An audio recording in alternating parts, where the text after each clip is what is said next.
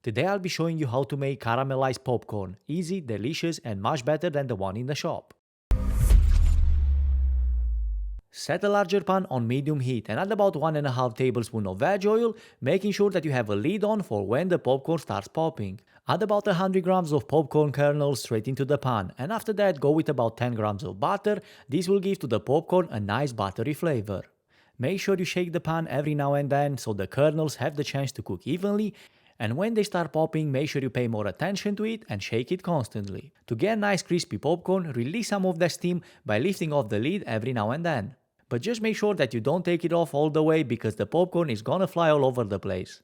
When the popping dies down, you should be good to go. Now move this on the side and let's do the caramel sauce. Set a saucepan on medium heat, add 200 grams of custard sugar, and straight after follow with 100 milliliters of water. Now you need to continue cooking this on medium heat, but just make sure that as soon as it gets some color in there and it starts getting thicker, you need to reduce the heat to low. On low heat, continue cooking the sugar until it gets a deeper amber color, and at this point you wanna add the butter, about 15 grams of it. The whole mixture will start bubbling after you adding the butter, but now you need to cook this until the bubbles are gone, which shouldn't take you longer than 30 seconds. Follow with a good pinch of salt to balance some of that sweetness, and a pinch of baking powder, which will ensure that your caramel gets slightly higher rated, but if you don't have any available, simply skip it. Get the ingredients well combined and pour the caramel over the popcorn, making sure that you get a nice even coating. Now let this cool for a couple of minutes and just dig into it.